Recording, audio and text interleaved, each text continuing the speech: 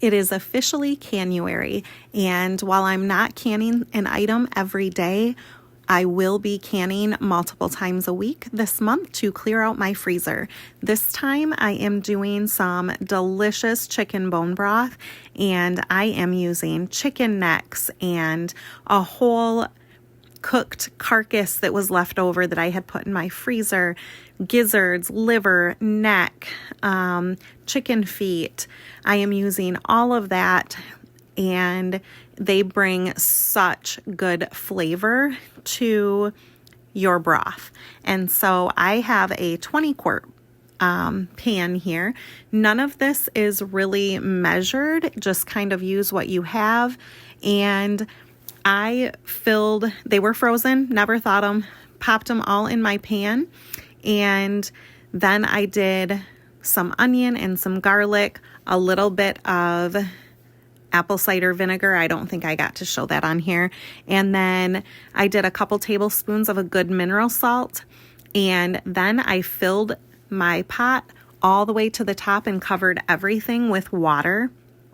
And then I put a lid on it, and I let this baby simmer on low for about 24 hours.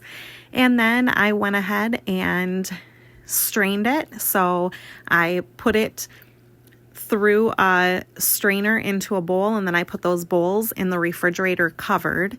And the next day I was able to skim off the top, and then I put them back on heat so that I could go ahead and do a second strain, because I like to get all the little teeny bits of everything out of it and make a really nice clear broth. And so I just line my strainer with a tea towel. You could use cheesecloth or anything.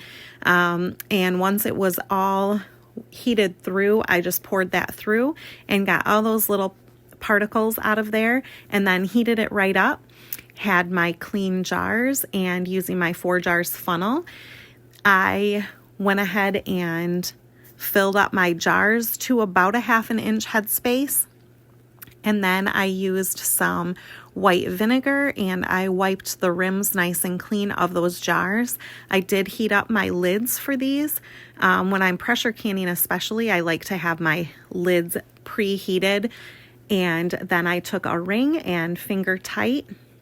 Then we got all of those jars filled, and I filled up my pressure canner and filled it with water and a little bit of white vinegar, just so that you don't get the sediment on your jars.